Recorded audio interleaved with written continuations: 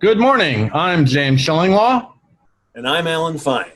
and welcome to the fourth edition of ITR-TV's Travel in 10, a look at the week's top stories in travel. Now, we've made a few changes in this week's program, making our stories a bit shorter and faster paced, since we know even during this global pandemic, you all have a lot of work to do for your customers. Now, let's get started with our top story. How do you keep track of all 32 Caribbean island countries, their requirements for entry, and whether the Centers for Disease Control in the U.S. State Department have advisories on them? This past week, we researched a story to help you do just that. Now, the individual details, such as the number of COVID-19 cases in each country, may vary daily, but the larger picture disclosed will remain the same. There are some crazy discrepancies that are hindering travel to that region. Of those 32 Caribbean islands, 5 are currently closed to all travelers at this time, including Belize, Cayman Islands, Montserrat, St. Kitts and Nevis, and Trinidad and Tobago. Anguilla is closed, but on August 21st, it just began accepting applications from potential visitors. Of those islands that are open, you and your clients may need to decide whether all the testing and possible quarantine are worth the visit. While the State Department lifted its overall travel advisory warning against all international travel earlier this month, it replaced that with individual country advisories that are sometimes making it even more challenging to visit. The CDC, on the other hand, has pretty much recommended everyone avoid all non-essential travel to most countries, including many in the Caribbean that have now low COVID-19 infections and deaths.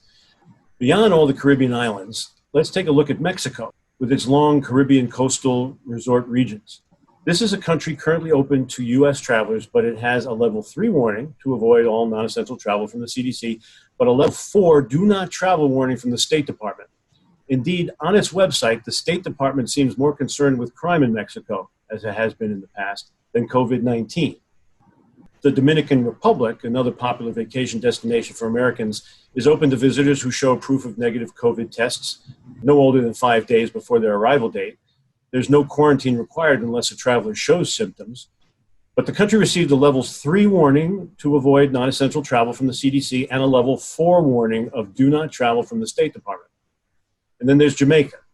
This island is open to visitors who have a negative COVID-19 test within 10 days of travel. They can also be tested again at the airport when they arrive. Jamaica received a level 3 warning to avoid non-essential travel from the CDC and a level 3 reconsider travel warning from the State Department. Jamaica has just 1,129 confirmed COVID-19 cases, with 764 recovered, 14 unfortunately have died, and 24 cases are current. After looking over the data, the question remains, why are so many countries that are open to travelers with low COVID-19 cases and death numbers rated level 3 avoid non-essential travel by the CDC, and a level 3 rating would seem to indicate a high COVID-19 risk? Could the real risk be just leaving and returning to our own country? And why exactly did the State Department assign level 4 warnings to Mexico, the Bahamas, Belize, Guyana, and Haiti? We'll keep following this story since things seem to change on a daily basis in that region. James, what's your story? Just a week after Virtuoso staged its virtual conference, Signature Travel Network weighed in with its own virtual event with a few differences. Signature Virtual Connections made its debut on August 18th, an event that is now scheduled to extend until the end of December. That's a long conference. It showcases a series of supplier and destination webinars, as well as sessions detailing the latest Signature marketing, technology, and training initiatives. Alex Sharp, Signature's president and CEO, launched the Signature Virtual Connections to a worldwide audience of 2,000 Signature members and partners, saying that the multifaceted program is the cornerstone of his group's strategic recovery plan. Virtual Connections incorporates a wide variety of touch points, all focused on selling travel in the present reality of COVID-19. Now let's hear from Alex about this new event. It's a series of educational type programs, Zoom meetings that'll connect partners with our advisors.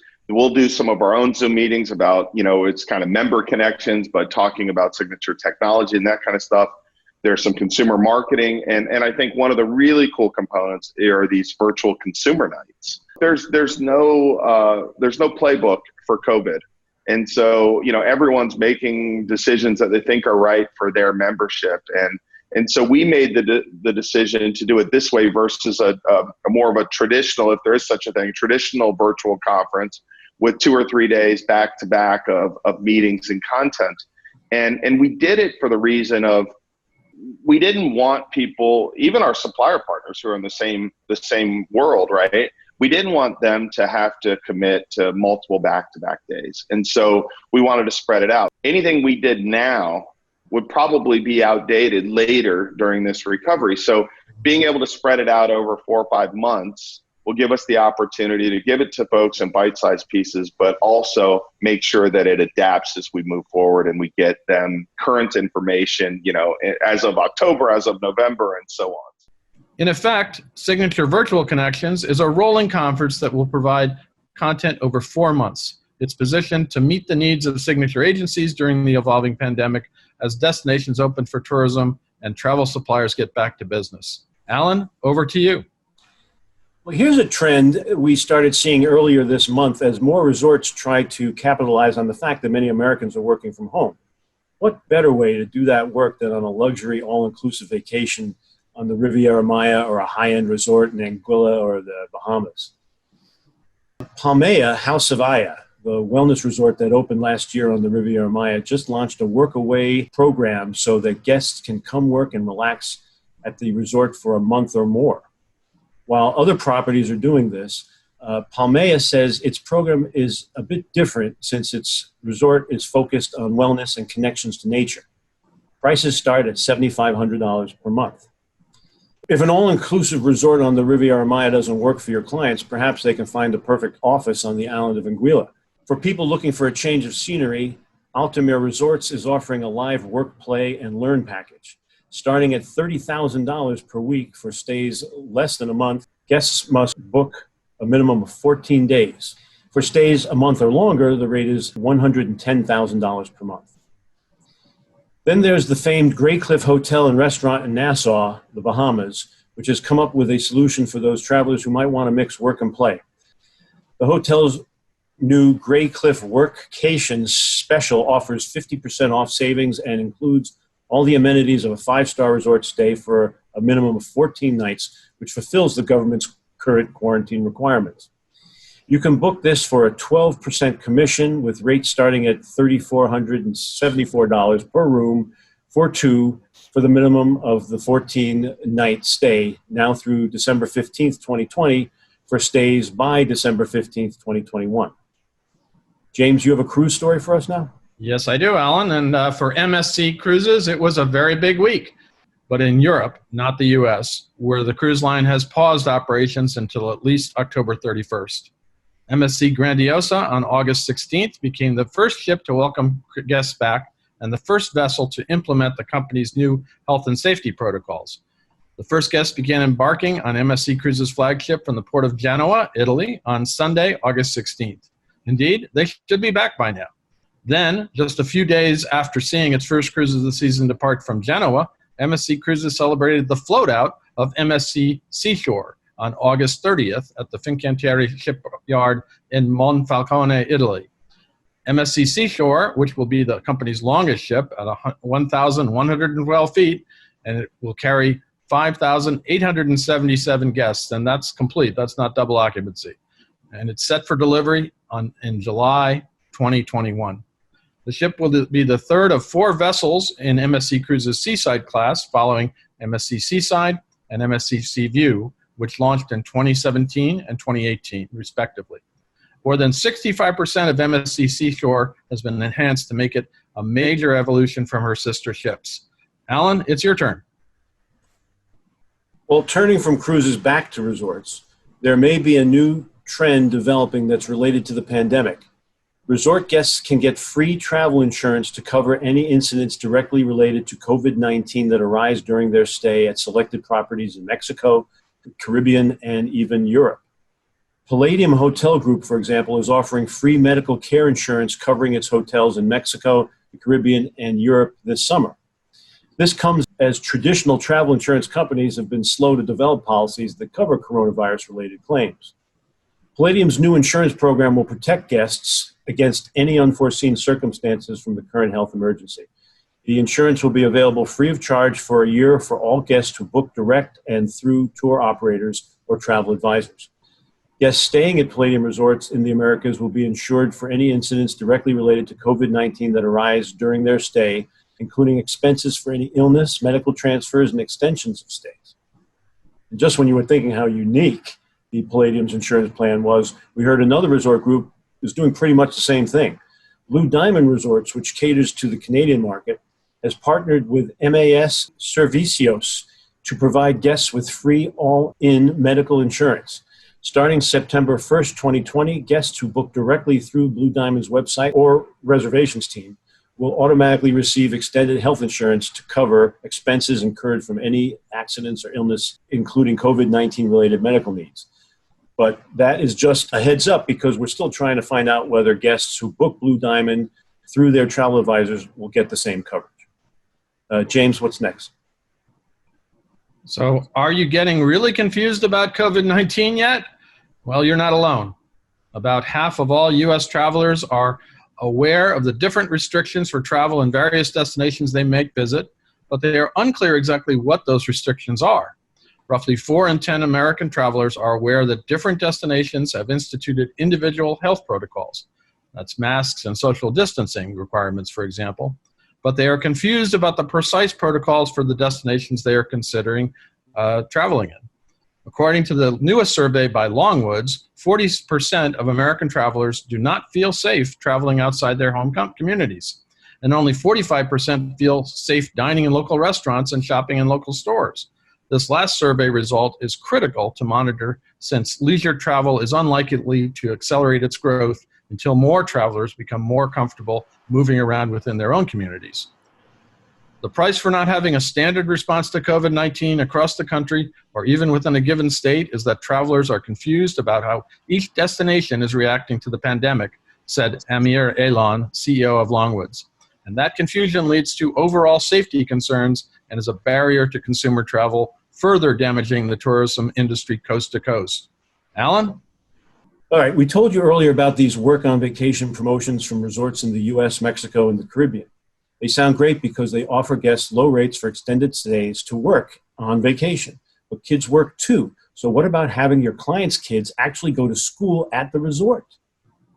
Palace Resorts has a new Make Paradise Your Classroom promotion along with an extension of its Kids and Teens Stay Free offer through the end of 2020. Given that many children will be returning to the classroom virtually, and most parents will continue to work remotely, back to school and back to work could mean staying at a resort even while they learn or earn. Under the Palace promotion, 2 paying adults and any children age 17 or under can stay, play, and eat free, which is a great value for larger families, especially when traveling for longer periods of time. Palace is touting the fact that its resorts have free, high-speed Wi-Fi throughout the entire property. Adults and kids can pop that laptop up poolside, watch virtual class, focus on some reading down by the beach, or respond to those emails from the comfort of their balcony. Now, we're waiting to hear from other family-friendly resorts to see what they might think up for families needing to get back to school and back to work. I mean, if you can do everything by the beach, why wouldn't you? Over to you, James. Remember when President Trump banned all those flights from China? How things have changed. These days, China seems to have come back from the pandemic, even as we still face major challenges here in the U.S. Indeed, China still requires visitors, including people from the United States, to quarantine for 14 days after they arrive in China. Nevertheless, major U.S. airlines are planning to ramp up service to China this fall. Delta Airlines, for example, will add 2 weekly flights between the U.S. and China starting August 24th, that's today, to meet increased customer demand and a rebound in travel. The airline will add flights departing from Seattle and Detroit, going to Shanghai via Seoul. By then, Delta will operate 4 weekly flights between the U.S. and China. In late June, Delta became the first U.S. airline to reconnect the U.S. and China following a temporary suspension of service in February due to the COVID-19 outbreak. Then there's United Airlines, which will increase service to China by doubling the number of flights from San Francisco to Shanghai via Seoul from 2 to 4 per week. And beginning September 4th, 2020, United will operate 4 weekly flights from San Francisco to Shanghai on Wednesdays, Fridays, Saturdays, and Sundays. Passengers traveling from Shanghai can return to San Francisco on Mondays, Thursdays, Saturdays, and Sundays. In July, United began operating twice-weekly service between San Francisco and Shanghai via Seoul. United was the largest U.S. carrier serving China prior to suspending service in February due to COVID-19. Alan, it looks like flights to China are coming back, and possibly tourism won't be far behind. And now I get to double up on stories, so Alan gets the last one, and he's got a fun one for you, so stay tuned. Everyone these days wants to know when travel will come back. It's a crystal ball-like exercise because it's so dependent on when government and medical officials can develop solutions to the pandemic. But there is one source that's tracking the recovery of travel, and that's the World Travel and Tourism Council, WTTC. Now, WTTC has developed an in-depth data dashboard highlighting the recovery of travel demand across flights and hotels, as well as revealing the shifting intentions of travelers through online travel searches. WTTC's one-stop data shop, known by the rather complicated name as the Interactive COVID-19 Travel Demand Recovery Dashboard, now that's a mouthful, Alan, provides users with easy access to travel data at the global and regional level, as well as to 33 major countries around the world. It shows travel demand since the beginning of the year and is updated on a fortnightly basis. That's every 2 weeks. If you want to take a look, and here's where I give you that long URL that I hope Alan will display. It's wttc.org/initiatives/recovery-dashboard. Got that? Alan, over to you for a story on something I wish I was doing quite right now. Yeah, no, you're right. We can't. That's an important story, not to belittle it, but we got to end on a cute story like this one. August 16th was National Rollercoaster Day, and a number of top travel companies wanted to show off their coasters.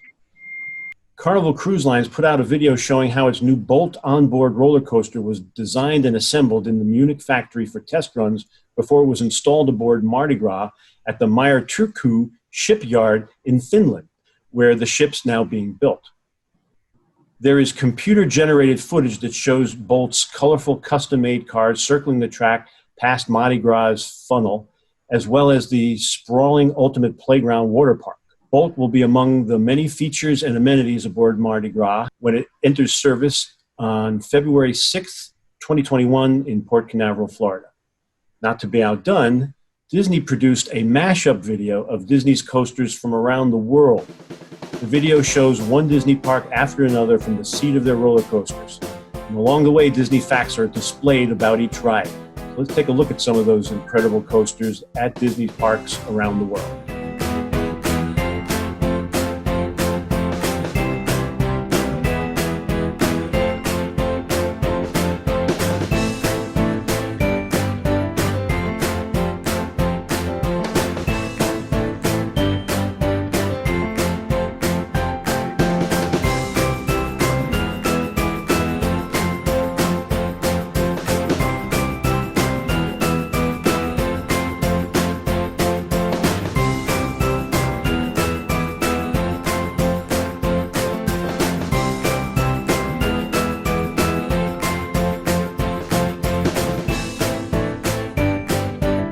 So that's it for this week's edition of ITR-TV's Travel in 10. We hope you liked the somewhat shorter format, still not as short as we want it. Please contact us with suggestions and comments. Have a great week, and we'll see you next Monday. And once again, if you don't need to see all the pretty things we cut away to and show you during the stories, you can just listen to our podcasts available through Spotify, Pandora, Stitcher, TuneIn and Alexis, Podbean, Google, and iTunes. Most importantly, stay safe, stay healthy, and let's keep working to bring travel back.